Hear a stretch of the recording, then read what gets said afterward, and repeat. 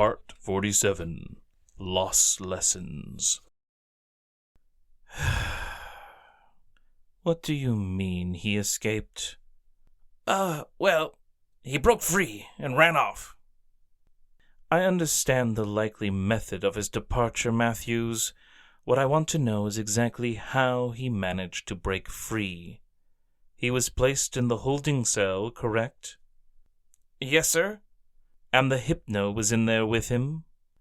Of course. And you shut and locked the solid steel door to the cell so he could not get out? Yes. You seem hesitant on that point. Are you sure?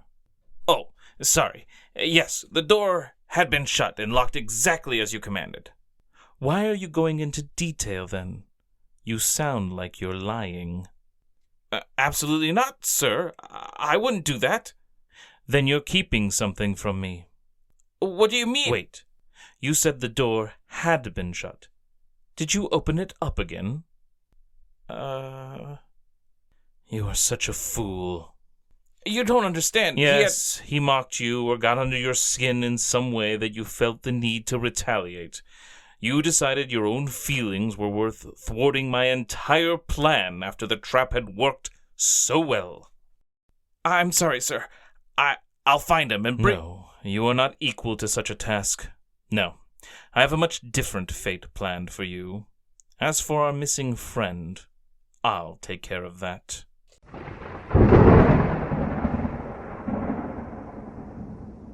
Violet had found battling on the SS Anne to be quite the challenge. First, there were a lot of water Pokemon, which made it hard to train up her Diglett. The other difficulty was that the battles were taking place on unsteady ground. The storm raging outside caused the ship to tilt and bob a decent amount. When she had first boarded, Violet thought she might run into the Ratchet sisters again, but after a while it seemed unlikely. Then, some of the conversations revealed that the ship would be headed for another area of Kanto, and so it was probably not the ship they had boarded. They were headed for a whole other region to see if there were more different species of Pokemon out there. She lost her first 2 battles on the ship. Since it had been her first losses since she started on her journey, she struggled with it a little. At first she decided it was due to the different battling environment that she wasn't used to. That and the fact that Diglett was inexperienced and had some tough typing matchups. When she won the next few, it convinced her that it just had been those factors. And then she lost again. Since she had been doing well, the excuses she had come up with before could no longer apply, and she struggled with it for a minute. Losing wasn't something she had learned to cope with. Her next couple of losses stemmed mostly from stubbornly ignoring the lessons she could be learning from her previous losses, and stubbornly sticking to the same tactics she had been using. Fortunately, a kindly old gentleman offered her some advice after their battle. It had nothing to do with battling at all, and instead, he just told her she should take a break, refresh herself and her Pokemon. He also gave her something to deliver to the captain of the ship. Violet agreed reluctantly at first, but then, getting some water did really help. She hadn't realized how hoarse her throat had gotten from shouting out commands. The poor girl had also been so focused on her battles that she hadn't realized just how hungry she was. Refreshed, Violet then visited the captain, who looked awful. Imagine a ship captain that gets seasick? It turned out the gentleman had given Violet some kind of remedy to help settle the captain's stomach, and, thankful, the captain offered her something to help teach her Pokemon a new move. As she left, she was thinking about who to teach Cut to, and if that would help her in her battles. That's when she realized that her mind had been playing out different moments from all the battles she had been in so far. They had all been playing in the background, though, as she focused on taking care of herself, her Pokemon, and the delivery. She got a sneaky suspicion that had been the gentleman's plan all along. He wanted me to get outside of my head. I was blocking all that information that wanted to get in. All that focus on losing had become a barrier to almost every other aspect of those battles. But now she could look back at them and see where she could have made some better choices, and where others had even made mistakes that she had failed to see before and therefore hadn't been able to capitalize on them. After that, she won 5 out of her next 6 battles. She would have taken on a few more opponents, but the storm had begun to subside, and the ship had sounded off, declaring it was almost time to depart. Violet left the ship and returned to Vermillion City, heading for the Pokemon Center. There, the nurse informed her that most of the debris had been cleared from the gym, opening it back up. Once Violet's Pokemon were refreshed, she decided on 6 of her Pokemon to take with her, and she walked off to the gym and entered the front doors. Yo, champ in the making! Welcome to the Vermillion City Gym of Lieutenant Surge. Try not to get shocked. Part 48. Shocking Hints. Inside the Vermillion City Gym, Violet saw lines of open barrels. Beyond that was a barrier of some kind preventing anyone from reaching the man behind it. That was a problem, since that man was the gym leader, Lieutenant Surge. Violet said to the greeter.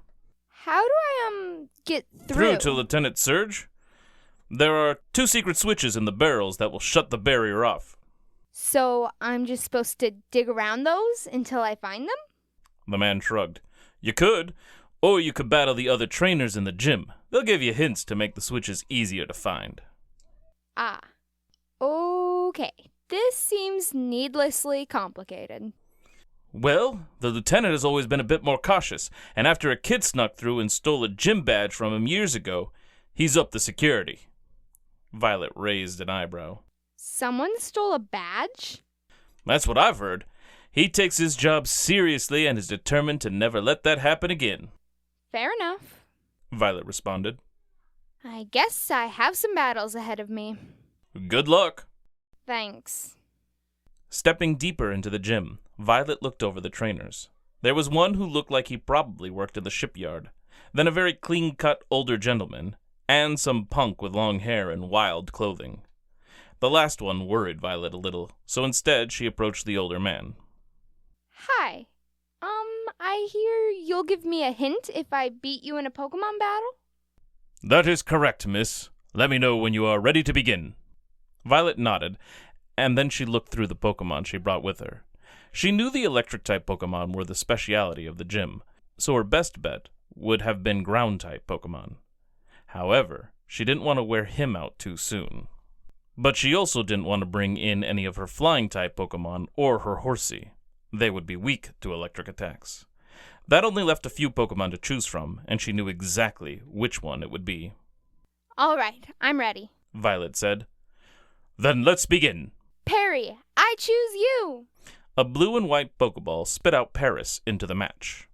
The gentleman released his own Pokemon. Pikachu, time for another battle. Perry, Stun Spore.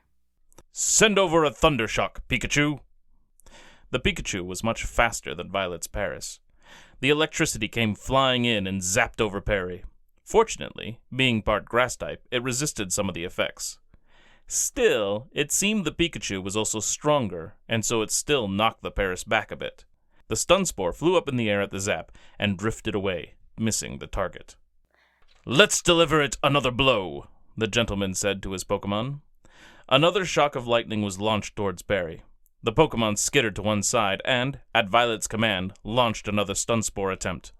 This time, it fell upon the Pikachu, and it seemed to be having an effect. All right, I know you've taken some hits, but I think you stunned him now. Think you can hang in a little longer and get in some hits? Perry clicked its feet on the ground, showing readiness and excitement. Great. Then go scratch that electric mouse up. The Paris charged forward and was met with a quick attack from the Pikachu. Despite its speed, the Pikachu was also hit by Perry's strike. Again, Perry! Keep moving, Pikachu! Perry went for another swipe, and the Pikachu just sat there, eyes wide. The scratch landed, and the Pikachu tried to shake its head. The Stun Spore was working. There was only one more hit from Pikachu as it struggled to fight off the effects of the spores. Meanwhile, Perry landed multiple more hits and put an end to the battle. We did it! Violet rushed over and picked up the Paris, hugging it. The Pokemon clicked happily, proud of its performance. Very good, the gentleman said as he called back his Pikachu.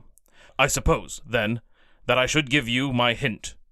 When you find the first switch, the second one will be right next to it. Oh, okay. Violet blinked. She wasn't sure how helpful that hint was. After all, it did her no good without finding the first switch, right? Still leery about Mr. Rock and Roll, Violet moved on to the sailor. Paris had been battered pretty good, so she sent out Meowth that time. Her opponent, just like the gentleman, used a Pikachu. But, once it was defeated, Violet was surprised to find out that a second one replaced it. Violet got a couple more attacks in with Meowth before swapping out for another Pokemon. Then she risked bringing in her Horsey. She had been working hard with the Pokemon, and it had grown a lot stronger. So, when she had it release a series of bubbles, it moved faster than the Pikachu and took it out. Then her next hint was one word. Well, not even a word. It was a number. 3. Having a hint that was worse than the first made Violet think twice about pursuing the final hint. It all seemed a waste of time to her. Plus, her Pokemon had been beat up pretty good. Look, I think I need to take a break. I'll be back after lunch, and... She looked over at the punk. Maybe we can finish this up then. Leaving the gym, Violet started back to the Pokemon Center. She only made it about halfway before she heard someone shout out to her. "Hey you! Stop right there!" Part 49. Fanatics. Violet's heart started to race at the shout. She was ready to run when she turned to see if it was another member of Team Rocket coming after her. But it wasn't that at all. Instead, it was an excited old man with a thick mustache that reached way out to each side of his face. "I just witnessed your battles in the gym. You've got a lot of exciting Pokemon that you haven't evolved yet." Yeah, so? Violet was annoyed by the man. Part of that might have been the scare she felt, which wasn't really his fault. But now he was talking about how she hadn't evolved her Pokemon, as if she didn't know that. "Oh, I don't mean any offense, miss. I just find it fascinating and wondered if you were, by chance, another fanatic like my friends and I. Not all of us evolve our Pokemon either, as we are interested in the creatures themselves and have our preferences for which forms are best. Evolution for evolution's sake is the mindset of trainers who think that's what is needed to win the championship league. That's actually... So I thought maybe you'd like to visit our little club here in Vermillion. Everyone would love to meet you and your Pokemon, as we are quite taken with the creatures." I'd, love to, but... "Perfect. Come on then, follow me." The older gentleman started off down the street, presumably to wherever he and his friends gathered. Seriously, I actually need to... "Hurry, miss, or else all the tea and treats will be gone when you get there." Violet sighed and rolled her eyes. The man wasn't listening at all. She thought about just ignoring him and continuing on to the Pokemon Center, but that seemed rude, and more than likely the man would notice and try to dissuade her. Besides, tea sounded nice. Once they entered the home of the Pokemon fan club, Violet was greeted excitedly by many of the members. There were also portraits of Pokemon decorating the walls and plenty of Pokemon out and socializing while their trainers shared tea and conversation. Almost instantly, the man was approached and he apologized as he had to see to some things. He pointed out the table where Violet could get some refreshments. Not sure what she was doing there at all, but wanting some tea, she moved over in the direction the man had pointed. "Hello," a well-dressed woman said, approaching Violet. Surprised, Violet stopped and turned. Oh, hi. She replied. "I saw you come in with the chairman. How do you know him?" Oh, I don't. Not really. He was just sort of... Wait, did you say chairman? "Of course. You didn't know? He is highly esteemed in our community." Violet got the impression that the woman had started off intrigued by Violet's connection and had quickly become offended that someone would possibly have no idea who the man was. Okay. Violet felt very uncomfortable in the following silence as the woman stared at her. Like the Vermillion City community, or... The woman's eyes went wide, and she leaned back as if she'd just been hit. "No, the Pokemon fan club. We are a community that stretches across the region. This building here is just the main headquarters as it is, where the chairman conducts official fan club business." Violet nodded slowly. Ah, yeah, that's cool. she said, not really understanding or being as impressed as she felt she was expected to be. I don't think you belong. Hey, hi. You must be new. A teenage boy approached, interrupting the woman. Giving one glance over at the woman, Violet saw she looked miffed at being cut off so suddenly. She was not someone Violet wanted any more to do with, and she threw herself into greeting the boy who had just arrived. Yep, I was invited here. A mischievous idea popped into Violet's head, and she had to work to suppress a sly smirk from creeping onto her face. By the chairman himself. Violet chanced another glance at the woman, and could see the fire burning in her eyes. The girl felt quite pleased with herself over that little maneuver. Oh, really? The boy said. That is impressive. Violet thought she caught his eyes give a quick glance at the woman as well. That, and his tone, made Violet wonder if he had picked up on what she was doing, and was also trying to frustrate the woman. You must be someone really special, then. The boy continued. After all, the chairman is much loved and respected here. Many would kill to be close enough to him to warrant a personal invite. That seemed to do the trick, and the woman turned on her heel and left in a huff. Both Violet and the boy lost control and snickered as she did. That was great, The boy said. Thanks for the help. Oh, don't mention it. She is not the best for first impressions of our club. Really? I thought she was quite pleasant. The boy raised an eyebrow. Yeah, sure. Well, sorry for driving away a potential friend then. I guess you'll have to settle for me. He reached his hand out. I'm Henry. Violet took the boy's hand and shook it. Nice to meet you, Henry. I'm Violet.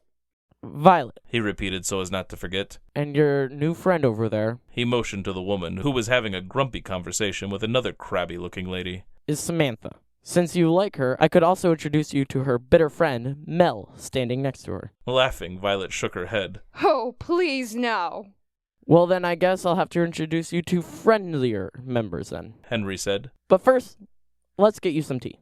As he led Violet to the table with the treats and the tea, she thought she caught a glimpse of something outside the window. Had someone been standing out there peeking in? She shook her head and figured it was unlikely. Besides, even if someone had, it was probably just out of curiosity. But it wasn't. The boy walked away from the window and turned down a shadowed area between two buildings. He looked up at someone much taller lurking there. Okay, mister. I think I found her. Part 50. Fan Club Friends. Violet wasn't sure how much time had passed while she mingled with the members of the Pokemon Fan Club. The tea was good, and so were the snacks. Henry was very helpful in navigating those gathered and who to talk to. There was a woman named Shea who was very interested in having a Meowth, and upon learning that Violet had one, offered a trade. Since her Meowth was a relatively new and accidental member of her collection, she had not grown particularly attached to the Pokemon, so it was agreed that they would head to the Pokemon Center to trade her Meowth for the other lady's Mankey once the gathering dispersed. In the meantime, Violet found herself in the company of the chairman once again, and he really wanted to talk about his Rapidash. Violet had some interest when she had asked about the picture on the wall, but as the chairman went on, the poor girl had regretted her curiosity. Still, Violet didn't want to be rude, and the prolonged company with the chairman received more than a few annoyed glances from Samantha. As petty as it was, Violet enjoyed that point. Once the chairman finished, he thanked Violet for listening to his gushing over Rapidash, and for her time, he offered her a voucher. That will get you a bike from the shop in Cerulean City. I'd recommend it. They are great for getting around. It will really speed up your trip to the other gyms as you work on collecting your league badges. Oh, wow. Thanks. Violet had not expected to gain anything from being dragged to the club meeting, so getting something of significant value was quite a surprise. By then, many of the club members had left. There were still a few, which included Samantha and Henry. Shea, the woman that wanted to trade with Violet, was waiting near the door, and so Violet made her way there. Ready? Yeah, let's go.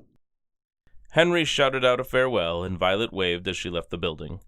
Outside, her and Shelley started to make their way through Vermillion's streets toward the Pokemon Center. Along the way, the woman started talking excitedly about her adoration for Meowth. Meowth are just so cute. Persian are nice too. And I think most people like them more. Which is why it's hard to find someone who has a Meowth to trade. Because they've already evolved them into Persian. But how can you resist that golden charm and those huge eyes? And their fur is just so... Violet barely registered what Shelley was saying, as it was too fast and too much after listening to the chairman speak about his passion for Rapidash. So the girl just smiled and nodded as the woman rattled on. Something caught the corner of Violet's eye, or so she thought, and she stopped for a moment. She took a few steps toward a small, shaded alley where she thought she had seen something move. Shelley was still going on and hadn't noticed that she was leaving Violet behind. The coloring of their little brown paws, and then people claim they've seen some with a different shade to their fur, and their ears are a different color too, which I don't know if I believe, but if they... Violet? When Shelley caught on that she was no longer in the girl's company, she turned to find Violet walking toward a dark alley. That's not a shortcut, Violet, unless you can walk on water. Violet stopped and looked back toward Shelley. What? Oh, no. I just thought I saw something. She trailed off as she looked back toward the alley. However, there wasn't anything there as far as she could tell. But I guess not. Jogging over to catch up with Shelley, Violet apologized. Sorry about that. It was just... You ever feel like you're being watched? Shelley shrugged. I guess so. People are always watching other people, though, so I don't really think anything of it. You would if you were constantly being hunted by Team Rocket. Violet mumbled to herself. What about Pockets? Pockets? Oh, nothing. Never mind. It seemed Violet's behavior must have made Shelley a little less comfortable, as the rest of the trip to the Pokemon Center was mostly silent. I need to turn my Pokemon into the nurse first, Violet told Shelley. Meowth battled some Pikachu at the gym today. Sure, I'll head upstairs and get things started. Sounds good. I'll be right there. As Shelley left up the steps to the second floor, Violet walked over to the counter and turned in her Pokemon. Then, looking for an open seat, she thought she spotted someone familiar. Shiro? The man she had seen was well dressed and sitting on one of the available seats in the waiting area. He was studying the page of an open book, but when he heard his name, he looked up. Spotting Violet, his eyes opened wider in surprise. Registering who had appeared, he stood up, closed his book, and stepped over as Violet also came closer. Well, you have made it to Vermillion City, I see. Violet felt a cheerful giddiness surge through her, and she found herself smiling at seeing a kind and familiar face. Yep, I'm here. Challenged Lieutenant Surge yet? Not quite. I battled some of the trainers. Ah, the barrier. Yes, that is a bit of a challenge to get through, Shiro said thoughtfully.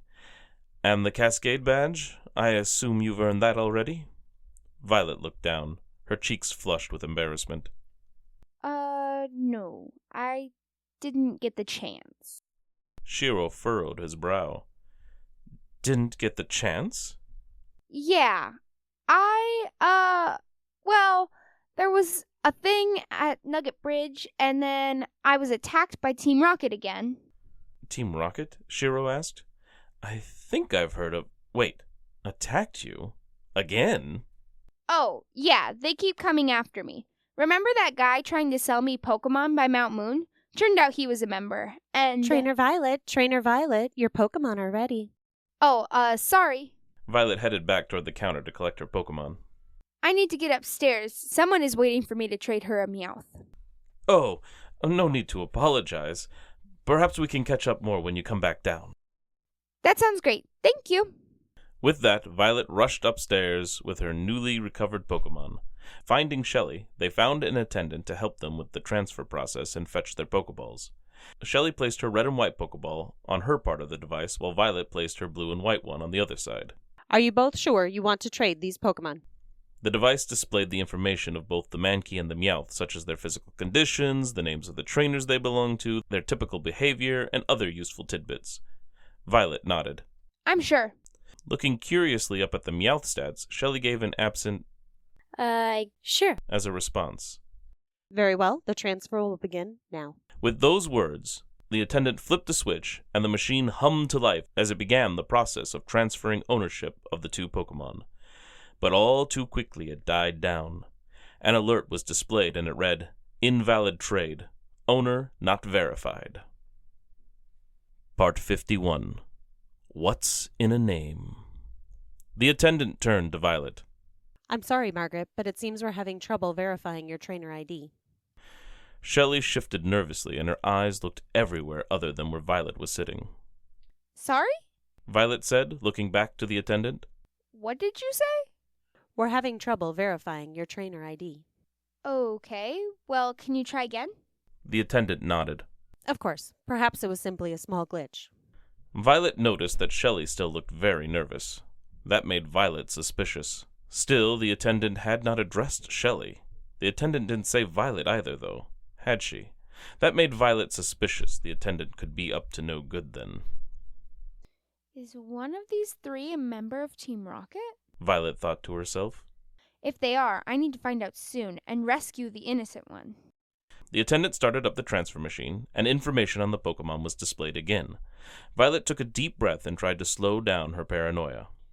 Just relax, Violet. Maybe it really was just a glitch. Team Rocket isn't hiding around every corner. Her eyes flicked up to the display, and she looked over the Machop information. It looked like the original trainer was Henry from the fan club, with Shelley being the current owner. Then Violet's eyes scanned Meowth's information as well. It said it was caught outside of Vermillion City. It knew moves like Growl, the original trainer, and current owner were the same, of course. And then it all went blank again as the machine shut down. Wait, Violet said to herself. did it say the trainer's name was... Margaret, it seems your ID has caused a problem again. I don't think it's a machine error. The attendant said. Violet was so confused. Do you just call me Margaret? Of course. The attendant answered. That's what the trainer ID says here for Meowth's owner. But if you're not Margaret, then we may have a bigger issue. But I'm not Bigger issue? Yes, you can't trade Pokemon that aren't yours. We would need to investigate why you have someone else's Pokemon and why you are trying to trade it off. But I caught this Pokemon. I accidentally tripped over it and hurt it. The poor thing was angry at me when I tried to pick it up. So I caught it so I could take it to a Pokemon Center. That's a fine story, but the facts are in the data. This Pokemon belongs to Margaret, and if you aren't Margaret, then it doesn't belong to you. Violet felt just as nervous as Shelley looked. Nothing made sense, and now she looked like a thief. The data said so, and that was going to carry a lot more weight than the words of a child. But why is the data wrong? Violet wondered. It must have been changed. Slapping a hand against her forehead, Violet groaned. Of course. She said out loud as it became clear. You're messing with the data in the system. She said to the attendant. You're Team Rocket, aren't you? How dare you? I take my role here very seriously. I would never. Deciding not to wait around for more lies to get her into trouble, Violet snatched up the blue and white Pokeball sitting in the machine. Sorry, Shelley. Looks like I can't get you your Meowth today. Then Violet turned and fled back toward the lobby of the Pokemon Center. An alarm began to ring.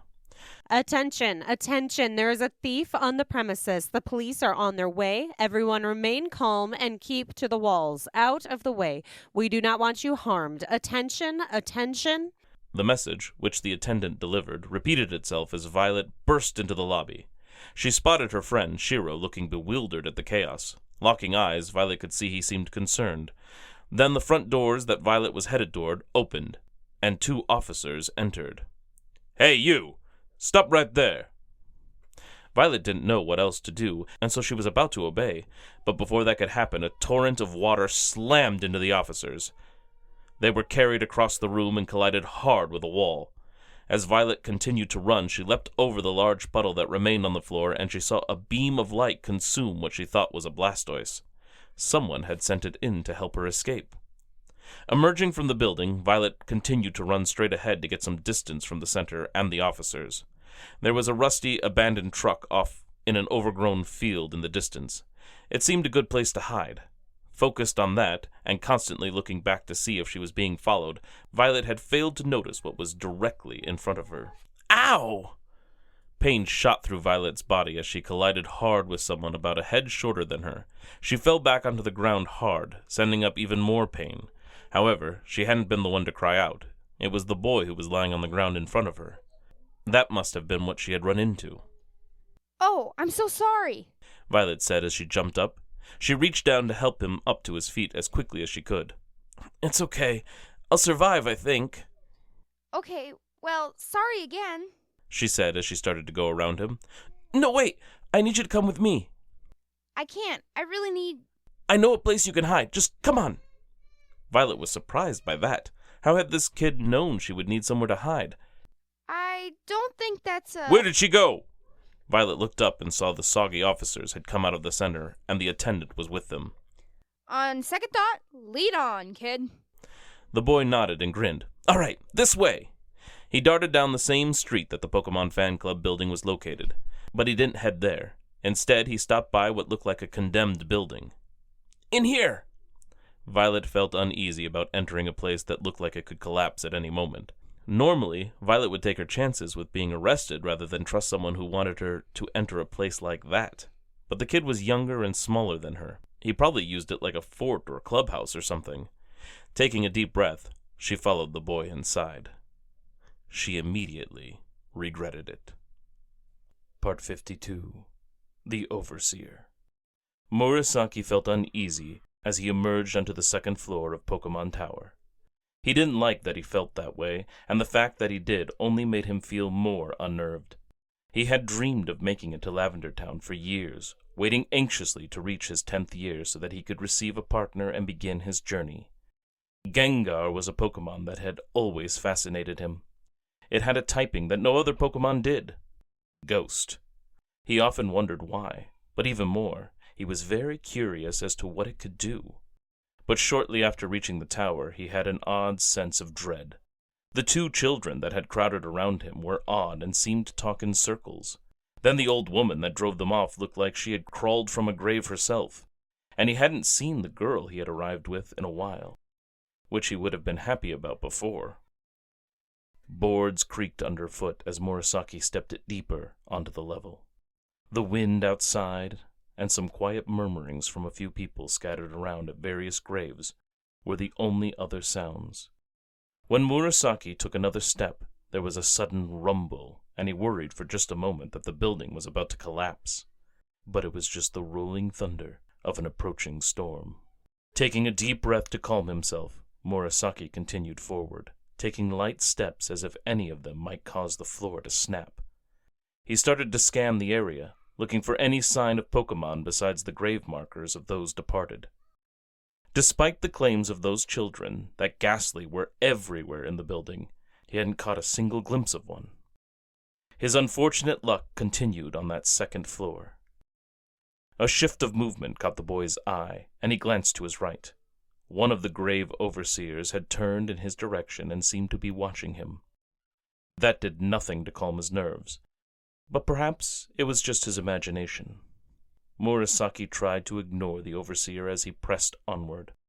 If there were no Ghastly on that floor, he would just work his way to the other side of the room, where another flight of steps would take him even higher into the tower. There was more movement to his right, and the boy couldn't help but glance again.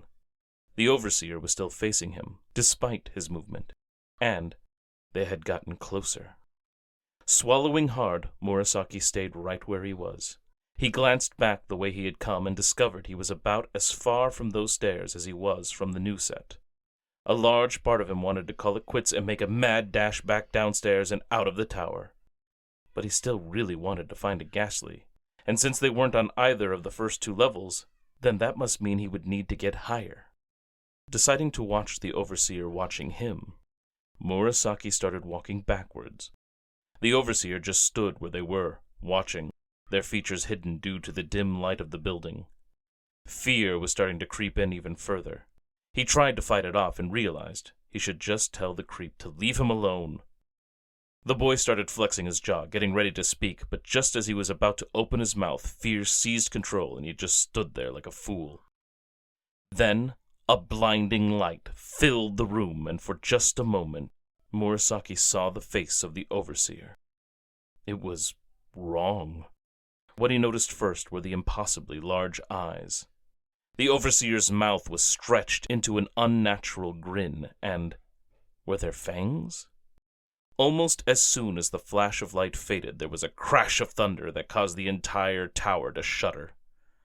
The combination of the frightening visage of the overseer and the following boom caused Murasaki to turn and run.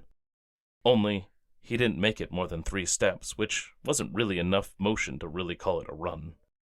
Behind the boy were 2 more overseers staring in his direction. Turning back around to check on the first overseer, Murasaki found they had moved even closer. There didn't seem to be a way out without running by an overseer, and he wasn't sure getting close to one would be a great idea. Taking a deep breath, Murasaki grabbed the Pokeball at his side and then released his Oddish. He opened his mouth to announce his Pokemon, but before a sound emerged, he witnessed something extremely odd. The overseer's body jerked forward as if something had knocked them in the back of the head. They had to shuffle their feet quickly to keep from falling over. Then the overseer's head shot back, their hood falling off and revealing long gray hair. Another couple of shuffled steps kept the overseer from falling backward. Jerking up into a standing position, Murasaki could then see the overseer's face. Many deep lines traveled across it, revealing a woman who had lived a long or difficult life. The features Murasaki had seen, fangs, large smile, huge eyes, were all missing now. In fact, the eyes were small and squinted and kind of empty looking. The woman moved her arms with clumsy, overly pronounced actions, and as she did, her legs and head seemed to sag. The overseer gave Murasaki all the impressions of a marionette being guided by the unskilled hands of an amateur puppeteer. Murasaki chanced a glance back at the other 2 overseers, and they had seemingly stopped moving. The boy wondered if they were just as shocked by what he was witnessing as he was, and didn't dare get near the puppet woman. Returning his attention forward, Murasaki watched as the woman made an approximation of grabbing something at her side, and then she thrust it forward with gusto. Only there was nothing in her hands. Her mouth opened wide, and then the features Murasaki had seen before started to return, overtaking those of a frail old woman. The image became cloudier, and then her face shot forward to meet the little Oddish standing between them. She had sent in her Pokemon to battle. Part 53. A Ghastly Sight. Murasaki's eyes were wide with shock and fear. The puppet woman across from him had thrown her face into battle with his Oddish. A face? His trip into Pokemon Tower had been odd from the start and had set him ill at ease. The movements of the overseers on the 2nd floor had not helped. And then a woman threw her face. The boy blinked a few times to make sure he was seeing correctly. The woman still had a face. In fact, it was back to the normal, aged face he had seen a moment ago before the large-eyed, fanged face emerged. Looking back down to where Stunner, his Oddish, faced off against the face Pokemon, Murasaki realized it wasn't a face at all. It was a Ghastly. The revelation didn't clear up everything, but being able to identify the things that seemed horrific and unnatural to be something more common did offer some relief. All right. Murasaki said to himself, adjusting to his new circumstances. I hadn't expected to be thrown into a trainer battle with those looking after the graves here at Pokemon Tower. But, hey, Stunner and I could use to practice, especially battling Ghastly. Looking down at Stunner, Murasaki noticed the leaves atop its head quiver a little. He got the impression the little Pokemon was feeling nervous being confronted by a ghost Pokemon. It's all right, buddy. You stood your ground against a fire Pokemon. A little gas bubble shouldn't bother you. The Oddish glanced back at his trainer, and Murasaki thought it looked a little skeptical. But then it turned back to face the Ghastly, stretched out its leaves toward the ghost Pokemon, and nothing happened. What are you doing? You know you don't know Stun Spore yet. Taking the opportunity Murasaki's Pokemon gave to it, the Ghastly floated right by the Oddish and ran its tongue across the grass Pokemon's face. Murasaki scrunched his face in disgust. Ew. The Oddish slumped down, disliking the interaction. It's all right, Stunner. Shake it off and launch that seed thing you did before. Stunner straightened up, shook off what it could of Ghastly saliva, and then launched a seed at the ghost. At first, to Murasaki's horror, the seed went straight through the Ghastly, but then he noticed it hadn't fallen out the other side. A moment later, vines protruded from the ghost and started to wrap around it, leeching its life. Way to go, buddy! Annoyed, the ghost glared at the little plant, and an eerie light began to shine in its eyes. Quick, dig in deep or whatever it was you did before. The commands came too late. The eerie light in Ghastly's eyes burst out in a beam straight toward the Oddish, and missed. Oddish started rooting itself to the ground to draw energy from the earth, only the earth was a little farther away, seeing as they were on the second floor. Once again, the light charged up in Ghastly's eyes, and it shot it at Stunner again, while the Oddish continued to search for earth to root into. This time, the beam struck Oddish, and he was suddenly unsteady on his feet, and he went cross-eyed. Okay, just start absorbing. Oddish aimed its leafy top toward the Ghastly, and then whipped them hard, straight down into its own face. Stunner stumbled backward from the strike. Oh, great. That must have been Ghastly's Confuse Ray. Swooping in on its wounded opponent, the Ghastly licked the Oddish again. The grass Pokemon, having already fallen over, started rolling across the floor where it stopped at Murasaki's feet. The poor thing looked battered and humiliated. Oh, man. I'm sorry, buddy. I didn't mean for this to happen. The Ghastly had flown around the Overseer with glee after its latest lick, but then it turned its attention back to the Oddish, and there was a menacing twinkle in its eye. Then it charged forward, aiming straight for Stunner, clearly intending to finish it off. Oh, no, you don't. Murasaki thrust the Pokeball forward. Stunner, return! Just before the Ghastly and its tongue collided with the Oddish, the grass Pokemon vanished in a beam of light and returned to its Pokeball. Annoyed at its prey being stolen away, the Ghastly floated up to be eye level with Murasaki. The boy had never seen anyone or anything look at him the way the ghost was staring at him in that moment. Fury was the word Murasaki settled on to describe the Ghastly's expression. Sorry. Murasaki squeaked, fearing what the ghost Pokemon might do. I couldn't just let you kill my Pokemon, you know? It didn't seem the Ghastly did know, or maybe it just didn't care. Either way, it came screaming right for Murasaki's face. Part 54. The Haunted Tower. Murasaki screamed as the Ghastly flew toward his face. He didn't know what the ghost Pokemon would do to him, but the angry look in its eye told him it was nothing pleasant. Ronin Bone Club! From seemingly out of nowhere, a Cubone came crashing down with a large bone wielded in a two-handed grip. The bone crashed against the Ghastly, causing it to explode into gas that soon faded into nothing. The old woman that had sent the ghost Pokemon into battle suddenly crumpled to the ground. Shocked, Murasaki blinked at the Cubone that now stood just a few feet away where the Ghastly had been. What the... Good work, Ronin! Came the same voice that had shouted commands to the Cubone a moment ago. Murasaki turned to see who it was just as she approached him and the Pokemon. Hey, kid. For a brief moment, Murasaki was happy to see Beck. Being alone in a creepy tower had not been a lot of fun for him. But then, she had called him Kid again, and that annoyed him. I told you before, my name is... Mura, right. Sorry. No, not Mura. A groan from where the Lady Overseer had collapsed caught both Murasaki and Beck's attention. They hurried over and helped her to her feet. Thank you, dears. I don't know how long I was out, but ever since that Ghastly took possession of me, I fear I may have failed to prevent a terrible tragedy. Oh... Murasaki smacked his forehead. That explains a lot. The creepy faces, the way you walked, all the staring.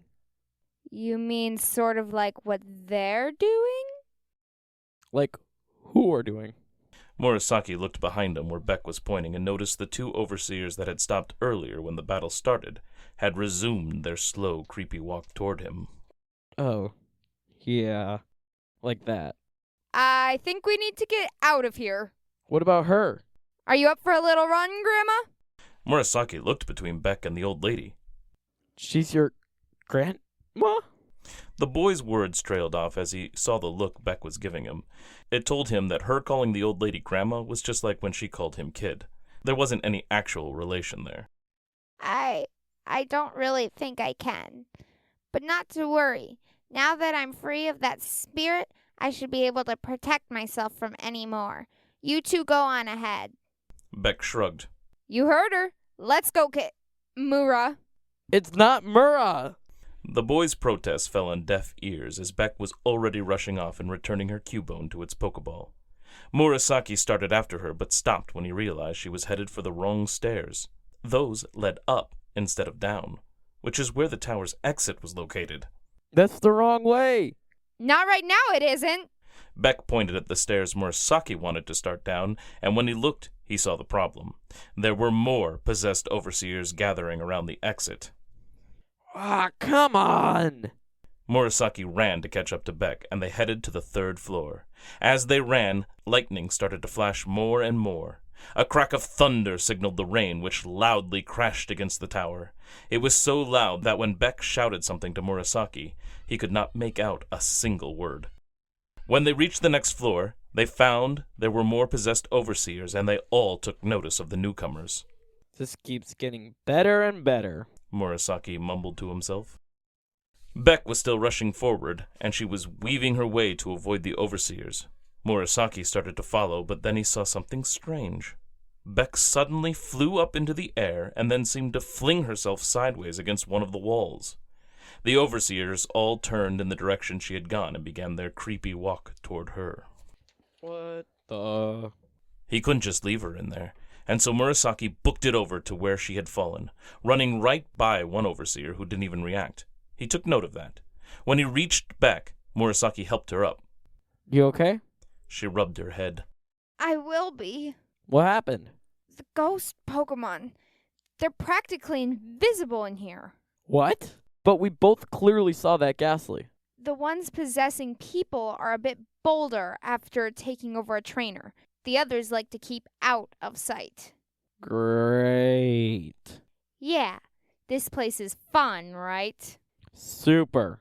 I think I noticed something too. I think it might take some work to control the people they're possessing.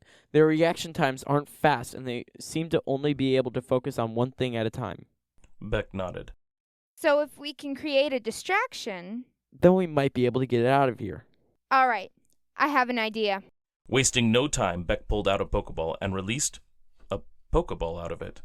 The Pokeball whirled around in her hand and looked up at Murasaki, and he quickly realized it wasn't a Pokeball but a Voltorb. Ready, Bomb? The Voltorb shuddered in response. Murasaki had to assume Beck understood what that meant. That, or she didn't care. The girl stood up and chucked the Voltorb into the center of the room. The action did not pique the interest of any of the possessed overseers. They continued their slow march toward Beck and Murasaki. The two were cornered with no real hope of slipping through. Then an explosion rocked the tower, and that did catch the attention of the overseers. The Voltorb had self-destructed. With the attention off them, Murasaki and Beck rushed back toward the steps they had just come up from, and as they reached them, Beck aimed her Pokeball and called Voltorb back. Rushing down the steps, Murasaki was thrilled they finally had a way out of the building. That excitement died the moment he reached the bottom step. What the? Right in front of them, in the center of the room, was a horde of overseers that had gathered around the still dissipating smoke where an explosion had occurred. Beyond the gathering, at the opposite end of the room, was a staircase leading down.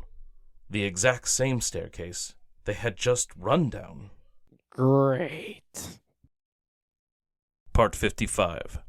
The Shadow. Didn't we just come from here? Murasaki asked. Looking around, everything seemed exactly like it was on the floor he thought that he and Beck had left, but instead of reaching the 2nd floor, they now stood at the bottom of the steps that should lead to the 4th floor. Gathered in the center of the room were a bunch of overseers possessed by the ghost Pokemon of the tower. They had been drawn there when Beck's Voltorb exploded to cause a distraction, but with nothing to find in the explosion since Beck had returned her Pokemon to its ball, the overseers looked around and spotted the two trying to escape. Maybe if we head up, we'll be back on the other side. Murasaki nodded, and the two rushed back up the steps, where they found themselves on a new floor. Instinctively, Murasaki wanted to call it the 4th floor, but with the way things were going, he couldn't be sure what floor it really was. In fact, he was beginning to wonder if he was really in the tower at all, or if he was just having a nightmare. Oh, great. So we can climb higher, but not get any lower. Just as there had been on the last 2 floors, overseers were roaming aimlessly around. I'm betting they're possessed too, Murasaki stated. But look at the way these gravestones are laid out. I think if we're careful and stay low, we can weave our way through and get to the next flight of stairs without drawing any attention. Murasaki looked back at Beck, who was watching the overseers. Hey, you there? The boy gave her a light shove against her shoulder. Beck blinked and turned to look at Murasaki without a word. Are you paying any attention? The girl nodded. Okay, good. We'll go as soon as that one turns. All right, hurry. Murasaki hurried as fast as he could, crouched down as he was. Once he reached a line of grave markers, he stopped and peeked between them, keeping an eye on the overseers. Beck was soon behind him and watched for Murasaki to give the signal to run to the next hiding place. When the time was right, they darted across the open aisle. Murasaki was not used to running in such a way, and it was harder than he had thought. At their next destination, Murasaki leaned up against the gravestone and worked on catching his breath. I think we're almost there. Murasaki panted. One, maybe two more? Think you can make it? Beck just stared at him, seemingly annoyed at being asked such a question. That annoyed Murasaki because, while he was sweating from the effort, Beck looked in full control. He was never going to admit it, but she was apparently in better shape than he was. Too much time playing video games, I guess. Murasaki thought to himself. Scooting along the gravestones, the boy watched for the right opportunity to make their run. There was an overseer standing just on the other side of the stones, and so the two of them were going to have to be extra quiet when they made their next move. Holding his breath, Murasaki waited for the overseer to turn around.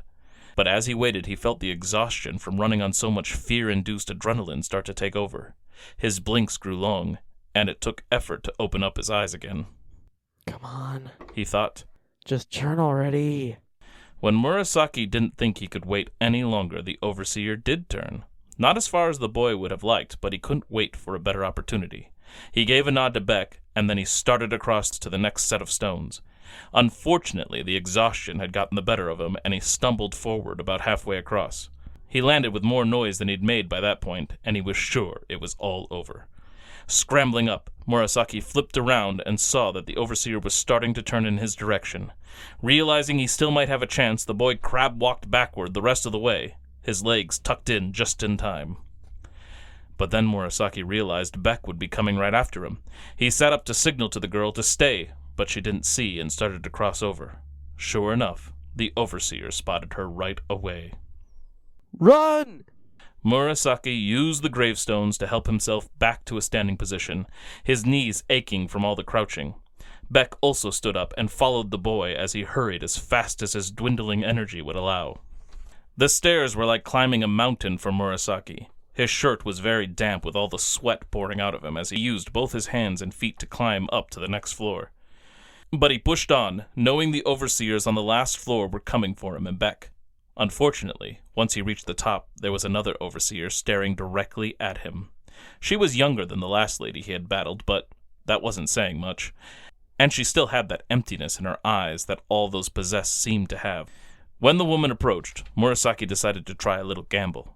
The last time they had tried to reach a lower floor, they had ended up arriving on the floor they were already on. If that worked again, it would be a great way to get around that woman. Still not back up on his feet, Murasaki simply let go of the steps he was clinging to and let himself slide back down. Beck was pushed to the side, not expecting the sudden change in direction.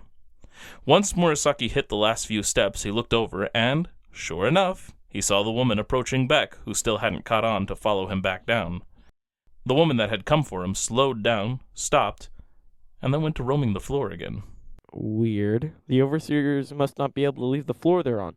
Or, more likely, the ghost possessing them. Waiting to share the new information, Murasaki looked back up the steps to tell Beck, only she wasn't there. He looked back into the room and could see her at the top of the steps on the other side. Right, I'm on the steps of the 6th floor now. Since it seemed the overseers couldn't follow him back up the steps, he decided to take a chance and shout across the room. Go back down and then up the steps like last time. Sure enough, that not only got Beck's attention, but every overseer on the floor. Right, he said to himself. And now I'm out of here. Rushing up the steps, Murasaki did, once again, find himself on a new floor. This one was a little different than the others. Gravestones were everywhere still, and there were a couple of overseers. But the next flight of steps was not directly across this time. It was tucked into a corner and looked like there was only one path through the graves to get there. Psh, that's easy. I'll just shoot back down these steps to get there. Murasaki followed through with that plan and found he was back on the floor he just left. That's not how this is supposed to work, he said, forgetting that it is exactly how stairs are supposed to work. For a moment he wondered where Beck was and looked to see if she was still over by the other stairs. But when he saw the overseers were still coming over toward him, after his shout earlier, Murasaki rushed back up the stairs. Once he was back on the 6th floor, he realized he was feeling better than earlier. It seemed that the new discoveries about the possessed overseers and the mystery of the stairs had taken his mind off his exhaustion and even excited him. Thinking about how the overseers didn't move with a lot of speed, Murasaki figured he could just rush right by them all and reach the next flight. He took a deep breath, stretched his legs, and started to run. He had been right. While his running had easily gained the attention of the overseers, they were as slow as he had expected. Murasaki had almost made it to the next flight of steps when the air rippled in front of him. That stunned him, and he stopped short. The rippling continued, and a blurry mass began to appear. It was almost like a shadow, but of what he couldn't be sure. At that very moment, the boy collapsed to his hands and knees as he suddenly felt the exhaustion come back full force. He was wrong before. The exhaustion Murasaki had felt wasn't due to a lack of exercise. Something was draining the energy from him. That's why he had not been able to go back down. The creature, whatever it was, had lured him to that floor. It had brought Murasaki there as a meal, and there was nothing he could do about it. Part 56. Pokemon Thief. The door to the dilapidated building slammed shut behind Violet. She whirled around and found a man covered in a bunch of clothing that had seen better days. A scarf was wrapped around the lower part of the man's face, and the rest was in shadow. Atop his head was a hat with a wide brim, and the only light in the building came from whatever sunlight poked through the boarded windows. Despite all that, Violet was pretty sure she recognized the man. Well, maybe not so much man, but pile of laundry? You're the guy from Cerulean, with Team Rocket. A step toward Violet made her flinch, and that was all the response she received. Instead, the man addressed the boy that had led her into what she now knew was a trap.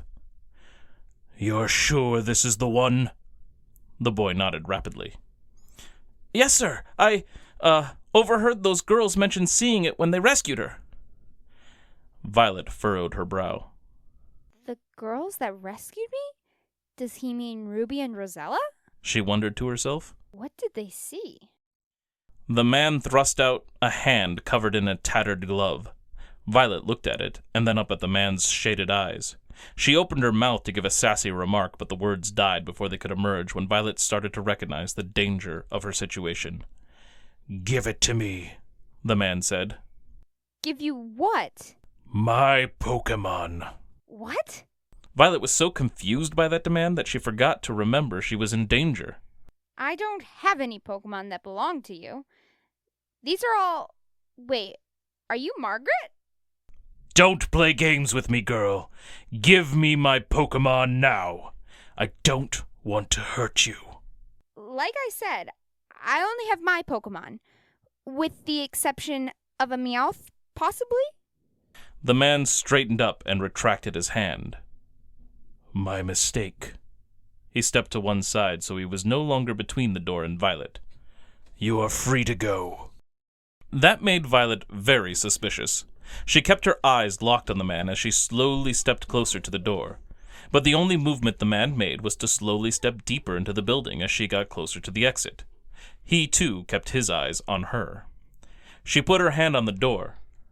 So that's it? This was all just a big misunderstanding? The man did not respond. Of course. The silent treatment again. Well, fine. Thanks for a fun afternoon. Hate to run off on you so soon, but I have badges to Before Violet could finish, something hard hit the floor and rolled from behind the man. Between his feet and stopping just in front of him, it was a Pokeball. Violet narrowed her eyes, thinking it looked sort of like one of her blue and white Pokeballs. When it began to dawn on her what was going on, she reached to her side to grab her Pokemon and found they were all gone. Where are my Pokeballs? The boy who was hidden behind the man came forward and leaned down to grab the dropped ball. A number of Violet's other Pokemon piled in his arms. You little thief! You stole all my... "Leave!" growled the man, "before this gets any worse for you." That chance! Violet lunged forward and collided with the boy before he could pick up the dropped Pokeball. This caused all the other Pokeballs to fly out from his grip and scatter around the rickety building. Snagging up one of her Pokeballs, she aimed it and released the creature that was inside. In the middle of the hall, between the man and Violet, emerged Violet's Pidgey. However, the Pokemon wasn't alone, as the man had already released an opponent onto the field. It was a Clefairy. Pilot, peck! Punk, sing! The Pidgey shot up toward the ceiling, and then dove down to give the pink ball a taste of its beak, but the Clefairy obeyed and started to sing. Pilot, the Pidgey, grew tired and faltered its peck attack, and then collapsed on the floor, snoozing away. Good. Now get the girl. Violet didn't know what to do. She hadn't managed to grab any of her other Pokemon. She wanted the rest of them back, but that seemed impossible now. The Clefairy looked at her with a mischievous grin as it stalked closer to her. Violet stared at the creature and was surprised at how menacing such a cute Pokemon could look. Abruptly, the Clefairy stopped and then twirled in place, showing off some very ballet-like dancing. What are you doing? Before an answer could be given, the door behind Violet splintered into pieces as something came through and slammed hard into the girl's back. Part 57. Near-Death Experiences. What was that? You. Indeed, I suspected you. Punk, take him down. Cannon, if you would. Guys, I don't think we... Sing! Hydro pump! Mister, get out of there. The whole place is violet. Quick, grab the girl.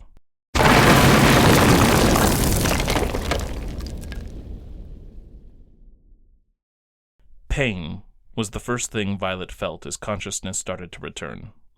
Her clothes were damp, too, and something was caked onto one side of her face. Miss, I think she's waking up. Violet? The voices sounded familiar, but Violet couldn't place them. Her whole body felt heavy, and her mind felt foggy. There were jumbled pieces of shouting and crashing from a dream she had been having. She tried to remember why she hurt so much, or why she was wet, but nothing was clicking. Hey, are you okay? Violet started to open one eye. It didn't want to open far, and the little bit of light coming in felt harsh. Who? It's Hanako. The name didn't exactly trigger a memory, but a feeling instead. It was actually more than one. Annoyance, frustration, dread. In the shape she felt she was in, the name Hanako was apparently not one she wanted to deal with. I thought I heard... Oh, yeah. This guy, what's your name? Oh, apologies. In all the commotion, I neglected to introduce myself. I'm Shiro. Yeah, Shiro's here. Remember him? Violet did not remember much at that moment. However, the name, like Hanako's, did bring feelings. She must have known the name. His felt calming, friendly. What happened? Essentially, you had a house fall on top of you. Violet frowned. That did not sound pleasant. She tried to open her one eye further, and something resisted it, so she opened the other. At first, everything was blurry, and she felt the stinging sensation again. As the pain subsided, she blinked, and soon the images began to clear. The faces of the man and the girl looked sort of familiar, but she couldn't place them. Where am I? I can't remember anything. It's all fuzzy. The man looked over at the pink-haired girl. We'll need to get her to a Pokemon Center. She needs rest. Won't those officers be looking for her? That's true. As the two tried to decide what to do with her, Violet began to drift off into unconsciousness again.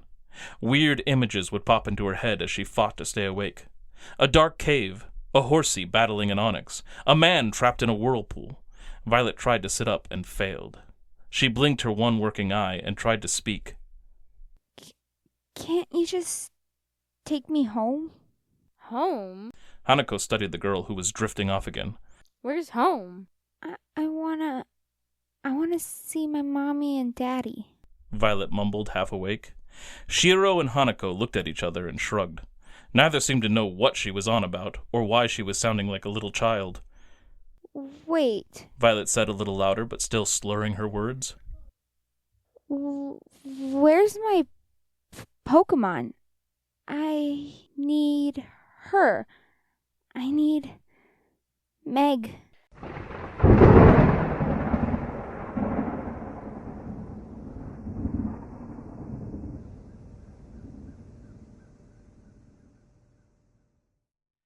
The priestess stood silently looking down at a tombstone. A tear ran down her cheek. Suddenly 2 children were standing beside her, and it gave her a start. The children giggled over nearly giving the old woman a heart attack. Why are you looking at this one again? Yeah, you don't give that kind of attention to the other Pokemon, Hale. What I do is no business of yours. Why do you always haunt me so? We like you. Gus, the boy, answered. You like to scare me, you mean? Of course. Tilly said. One of these days we will look. Gus added. And then you'll join us. Well, it won't be today. The priestess replied. That's okay. Gus said. We'll have a new friend soon.